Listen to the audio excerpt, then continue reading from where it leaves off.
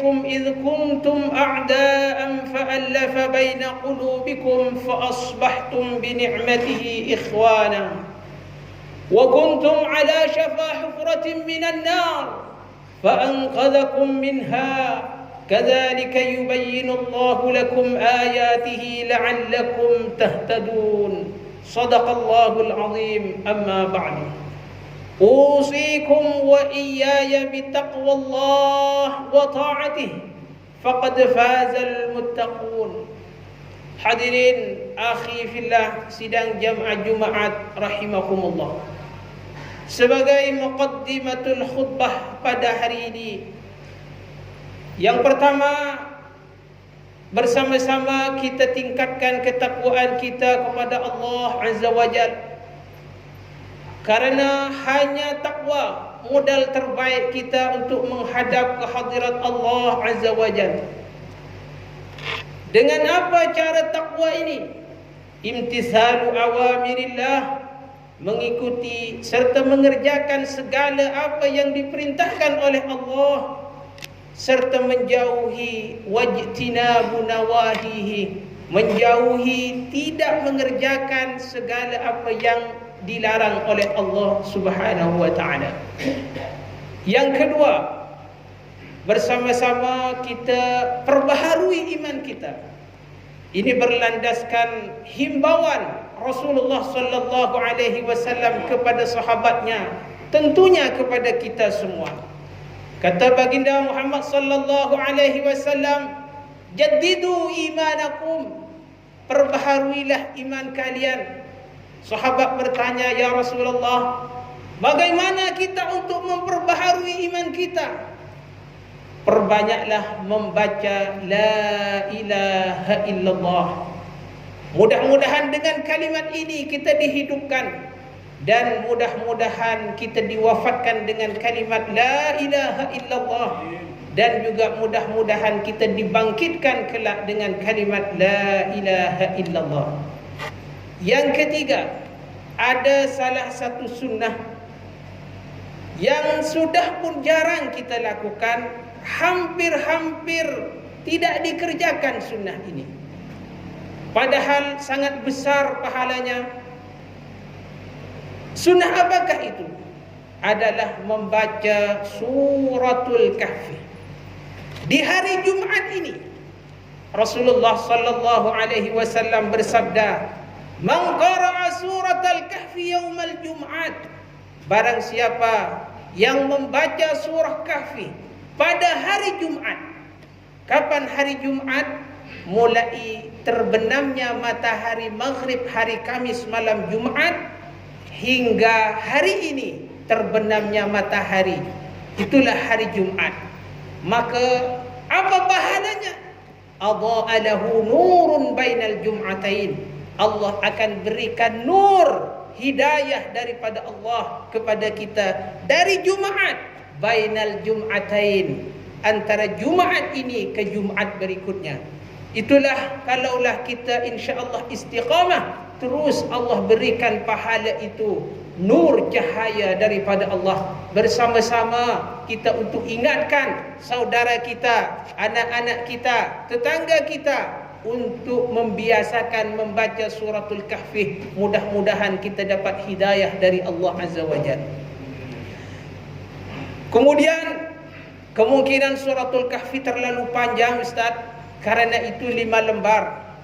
Rasulullah sallallahu alaihi wasallam lagi memberi sabdanya, memberitahu kepada kita, barang siapa membaca 10 ayat yang pertama dari suratul Kahfi, dalam satu riwayat 10 yang terakhir dari suratul Kahfi, faedahnya, fadilahnya, ganjarannya adalah musima min fitnatil masihid dajjal. InsyaAllah kita akan diselamatkan dari fitnah-fitnah dajjal. Mungkin hadirin saudaraku bertanya, fitnah dajjal masih jauh lagi Ustaz. Tetapi di zaman sekarang sudah pun banyak fitnah-fitnah yang merupai dajjal, yang susah kita untuk membedakan mana yang hak, mana yang batil. Dengan cara memohon wasilah membaca suratul Kahfi, mudah-mudahan kita dibimbing oleh Allah Subhanahu wa taala, diberi hidayah dan juga diselamatkan dari fitnah-fitnah akhir zaman. Hadirin rahimakumullah. Pada kesempatan yang mulia ini, khatib ingin mengambil satu topik berkaitan betapa besar, betapa luasnya nikmat Allah yang dianugerahkan kepada kita. Sesungguhnya ayat-ayat di dalam Al-Quran yang menjelaskan betapa luas dan agung dan besarnya kuasa Allah Subhanahu wa taala sangat banyak. Tetapi untuk mudah kita ingat, saya ambil 3 ayat yang sangat amazing, yang sangat menakjubkan. Masya Allah ayat ini. Dahulu kami sebelum balik di waktu SD tidak begitu percaya karena kami belum mengetahui beberapa ilmu. Alhamdulillah, setelah kita balik dan masuk ke madrasah belajar agama, barulah sedar bahawa betapa luasnya anugerah nikmat kekuasaan Allah Subhanahu wa taala. Satu ayat masih lagi di dalam suratul Kahfi. 2 ayat sebelum dari terakhir dari suratul Kahfi Allah sebutkan, "Qul," katakan Muhammad, sampaikan kepada mereka, "Lau kanal bahru midadan li kalimati rabbi lanafidal bahr qabla an tanfada kalimatu rabbi walau ji'na bimithlihi madada." Katakan kepada mereka, kalaulah lautan, air lautan yang kamu pandang banyak air itu, begitu luasnya air di lautan, kalaulah air-air itu dijadikan tinta untuk menulis kalimat-kalimat Allah, untuk menulis kekuasaan Allah, untuk menulis betapa besar anugerah kenikmatan yang diberikan kepada kita, niscaya air-air di lautan itu kalau dijadikan tinta, air itu akan habis sebelum habisnya ditulis kalimat Allah Subhanahu wa taala, kekuasaan Allah. Dalam ayat yang lain, walaupun kita akan mendatangkan 7 lautan lagi dan airnya semua dijadikan pena untuk menulis kekuasaan Allah, lanafidal bahr, tidak cukup air-air itu, qabla an tanfada kalimatu rabbi, sebelum menyelesaikan kalimat kekuasaan anugerah nikmat dari Allah Subhanahu. Hadirin rahimakumullah, ayat ini membuat kita tercengang. Kenapa? Kalau akal kita membayangkan bagaimana air itu dijadikan tinta dan akhirnya menulis kekuasaan-kekuasaan Allah, sungguh kita tidak mampu, tidak cukup akal kita yang dhaif, lemah dan hakir ini. Maka akhirnya ada disebutkan tafakkaru fi khalqillah, berfikirlah. Cukup kita ini berfikir tentang kekuasaan Allah. Kita tidak mampu di mana zatullah itu berada. Memikirkan, tafakkur tentang ciptaan Allah. Bagaimana lautan, bagaimana langit ini ditinggikan oleh Allah, bagaimana bumi ini dihamparkan, bagaimana gunung-gunung itu ditancapkan. Allah selalu memerintah dalam ayatnya, afala yanzuruna ilal ibili kaifa khuliqat. Tidaklah kalian, kita semua melihat bagaimana unta-unta itu diciptakan. Wa ilas samai kaifa rufi'at, bagaimana langit ini oleh Allah ditinggikan. Wa ilal ardi kaifa sutihat, bagaimana bumi ini diluaskan. Wa ilal jibal kaifa sutihat, bagaimana gunung ini ditancapkan. Kita tidak mampu. Belum lagi berbicara planet-planet, yang galaksi-galaksi di sana yang bertriliun-triliun banyaknya di sana. Sungguh kita ini kalau dibandingkan makhluk-makhluk yang lain lebih kecil daripada debu-debu yang berterbangan. Masihkah kita tidak mengakui akan kekuasaan Allah? Allah di dalam ayatul kursi selalu kita baca, wasi'a kursiyyuhus samawati wal ard, betapa luasnya kekuasaan Allah di langit dan di bumi. Lillahi mulkus samawati wal ard, kerajaan Allah, milik Allah kerajaan langit dan bumi. Lillahi ma fis samawati wal ard. Milik Allah semua yang ada di langit dan di bumi. Sabbaha lillahi ma fis samawati wal ard. Semua bertasbih. Pokok-pokok bertasbih, pepohonan bertasbih, tembok-tembok semua bertasbih kepada Allah, mengagungkan Allah. Maka bagaimana dengan kita? Malaskah kita bertasbih? Ini menjadi satu soalan untuk senantiasa kita bangkit supaya senantiasa mengagungkan Allah dan tentunya bertasbih kepada Allah Subhanahu wa taala. Ayat yang kedua, untuk mengingat betapa besar dan luasnya nikmat Allah yang dianugerahkan kepada kita. Di dalam surah Ar-Rahman, ini pun jarang mungkin hadirin membaca surah Ar-Rahman. Surah Ar-Rahman sebelum dari suratul Waqiah. Allah selalu ulang-ulang ayat ini. 31 kali Allah ingatkan. Apa ayatnya? Pendek tapi penuh dengan arti. Fabi'ayyi ala'i rabbikuma tukadziban. Nikmat manakah yang engkau dustai? Nikmat Allah yang mana yang kamu masih tidak percaya? Sungguh banyak Allah telah memberikan nikmat kepada kita.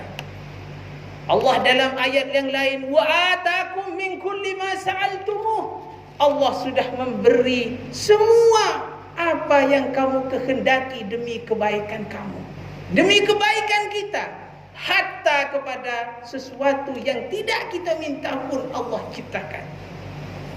Kita berfikir sejenak tadi bagaimana langit, bagaimana matahari mengeluarkan energi, memberikan satu vitamin kepada kita, bagaimana kita beristirahat pada waktu malam. Masya Allah, tabarakallah, sungguh luas. Maka Allah sekali lagi menegaskan, mengulang-ulang, karena sifat manusia adalah sifat yang lupa. Fabi'ayyi ala'i rabbikuma tukadziban. Nikmat Allah yang manakah yang masih kamu dustai? Belum percayakah kamu kepada kekuasaan Allah? Masihkah kalian dalam keingkaran? Hadirin rahimakumullah. Ayat yang ketiga, supaya kita tergugah dan bangkit sedar bahawa semua ini adalah anugerah daripada Allah Subhanahu wa taala. Wa in ta'uddu ni'matallahi la tuhsuha. Kalaulah kalian, kita mau menghitung nikmat Allah, la tuhsuha, tidak akan mampu untuk menghitung nikmat anugerah yang diberikan Allah kepada kita. Usahlah kita berbicara langit dan bumi dan lain sebagainya. Kita lihat ayat-ayat Allah yang ada pada diri kita sendiri. Ayat fali anfusikum, ayat-ayat kekuasaan Allah yang ada pada diri kita. Mulai dari bangun, kita bernafas, oksigen yang kita hirup tanpa Allah meminta sepeser pun. Ini adalah rezeki, nikmat, kekuasaan Allah. Bagaimana kita diberikan dapat melihat dengan baik, mendengar pendengaran dengan baik, dapat mengambil sesuatu makanan dengan baik, kemudian dapat melangkahkan kaki, terutamanya di masjid At-Taubah ini. Ini juga satu anugerah yang besar. Hadirin rahimakumullah, dahulu kami sering lewat di sini. Sering. Tetapi alhamdulillah, sebelumnya kami tidak menduga bahawa di sini ada masjid. Tetapi Masya Allah, tabarakallah, dengan saudara-saudara kita ABRI yang ada di sini, polisi dan jenderal dan lain sebagaimana yang kami hormati, tabarakallah, ini sesuatu taman-taman surga yang harus dikekalkan. Mudah-mudahan pendiri masjid ini dahulu menjadikan satu amal jariah yang terus mengalir.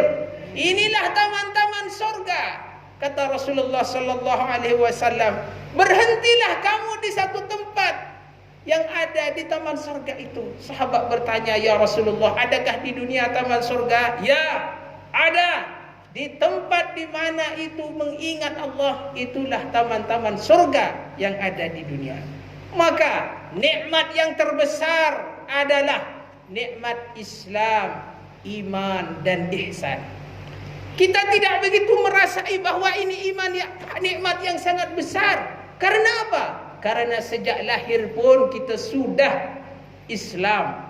Tetapi kalau kita lihat saudara-saudara baru yang masuk Islam, betapa mereka menyesal kenapa tidak masuk Islam dari terdahulu.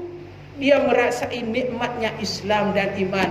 Dan alhamdulillah kita semua sekarang diberikan kekuatan oleh Allah menggerakkan kaki di Masjid At-Taubah ini.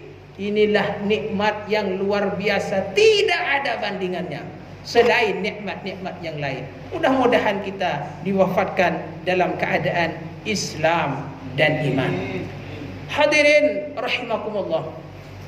Setelah kita mengulas singkat betapa banyak dan luasnya nikmat Allah, mulai langit Allah ciptakan secara langsung tanpa campur tangan manusia. Kemudian nikmat-nikmat Allah yang ada pada diri kita, Allah turunkan air, menumbuhkan tumbuh-tumbuhan di atas bumi. Semua itu nikmat Allah. Apa kesimpulannya? Harus bagaimanakah kita setelah sedar akan kekuasaan Allah? Maka di sini disebutkan cara yang terpenting adalah pandai-pandailah kita menjadi abdan syakura, yaitu hamba yang bersyukur kehadirat Allah Subhanahu wa ta'ala. Bagaimana cara ingat supaya kita bersyukur? Kita mesti sadar bahawa harta, pangkat, jabatan, semua ini dari anugerah dari Allah. Semata-mata ini amanah dan ini adalah ujian daripada Allah. Dengan pangkat ini mudah-mudahan kita dapat menolong agama Allah. Kalau kita dengan pangkatnya menolong agama Allah, insya-Allah akan lebih barakah dan Allah akan menolong kita. Itu satu bentuk syukur. Orang-orang yang diberi harta banyak, infakkan hartanya. Itu cara bersyukur kepada harta.